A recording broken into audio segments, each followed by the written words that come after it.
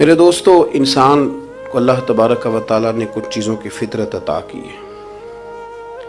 کہیں اپنے آپ کو تکلیف میں محسوس کرتا ہے تو کہیں اپنے آپ کو آسانی میں محسوس کرتا ہے۔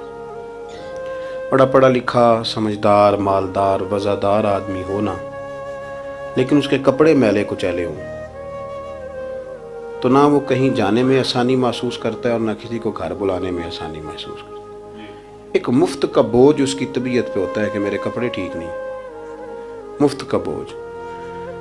لیکن بندہ بالکل ان پڑھ ہو، سادہ ہو، گھر ٹوٹا ہوا ہو، لیکن اس کے کپڑے ٹھیک ہوں، اٹھنا بیٹھنا بھی نہا کے آیا ہو، استری والے کپڑے پہنے ہو، تو کہیں بیٹھتے ہوئے ذرا ہچکچاہٹ نہیں محسوس کرتا۔ آپ خود جب اپنے وہ کپڑے اتار لیتے ہیں نا، ان کو مٹی لگی ہوئی تھی، کہیں گرد لگ گئی تھی، تو خود بھی اپنے آپ کو آسانی میں محسوس کرتے ہیں۔ ورنہ نا وہ ساری محفل میں سب سے زیادہ توجہ اسی بات پہ رہتی ہے کہ میرا بٹن ٹوٹا ہوا ہے، اور وہ جینے نہیں دیتا کہ بٹن جو ٹوٹ گیا ہے، تو بار بار بندے کا خیال ہوتا ہے کہ کدے تک نہ لائے کوئی۔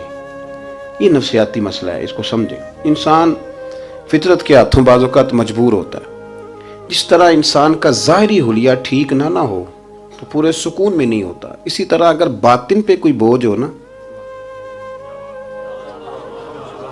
یہ تکبر والا بندہ کبھی سکون میں نہیں رہتا، یہ عجب والا، خود پسندی والا بندہ کبھی سکون میں نہیں رہتا۔ بیماری لگ جاتی ہے نا میری طرح کے کچھ لوگوں کو، بزرگوں کی بات نہیں کرتا کہ ہمیں سٹیج پہ ہونا چاہیے، میں چودھری صاحب ہوں، میں مالدار ہوں، میں علاقے کا بڑا ہوں، میں درویش ہوں، میں صوفی ہوں۔ آپ یقین کریں کہ ان کو پیچھے بیٹھ کے محفل سننے کا مزہ ہی نہیں آتا، وہ ساری محفل میں یہی سوچ رہے ہوتے ہیں کہ کدی کوئی اگے ساتھ لے نا۔ یہ بیماری ہے، یہ سکون نہیں لینے دیتی، یہ ایک مسئلہ ہے۔ خود پسندی، حسد، عجب، کبر، یہ مسائل ہیں۔ آپ جو مرضی کر لیں، یہ آپ کو سکون نہیں لینے دیں گے۔ کسی بندے کا یہ ذہن بن جائے نا کہ میں جانا جاؤں، میں پہچانا جاؤں، تو آپ یقین کریں کہ وہ منتیں کرتا ہے کہ یار کوئی مہربانی کرو، میرا بھی ذکر کرو کہیں۔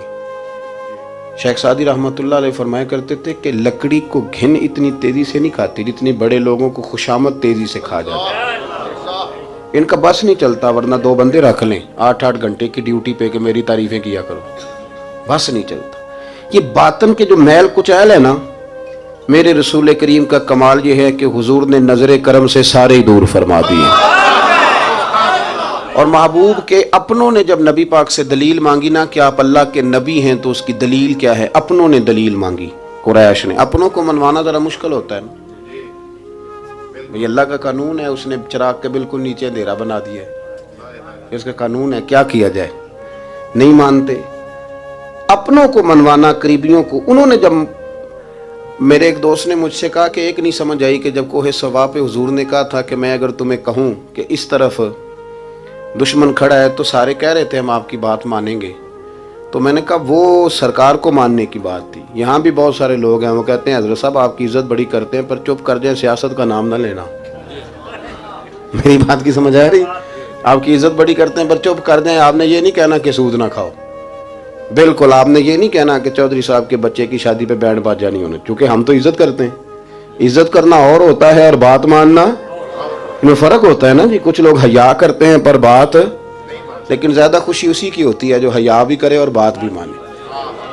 اپنوں نے جب دلیل مانگی نا کہ آپ اللہ کے رسول ہیں تو اس کی دلیل کیا ہے، تو اللہ کریم نے فرمایا محبوب ان سے فرمائیے فقد لبثت فیکم عمرا من قبلہ، وہ باہر سے تو نہیں نہ آیا، میں نے تمہارے درمیان عمر کا حصہ گزارا ہے، افلا تعقلون، کیا تمہیں عقل نہیں؟ میری طرح کا کوئی سچا ہے تو دکھاؤ، کوئی صادق اور امین ہے تو دکھاؤ۔ تمہارے بیچ نبی کریم کا نا اٹھنا بیٹھنا چلنا پھرنا یہ اس طرح کا تھا کہ کوئی چیز کسی پر بوجھ نہیں بنتی تھی، بلکہ جو دیکھتا جاتا تھا مدینے والے کا غلام بنتا جاتا تھا۔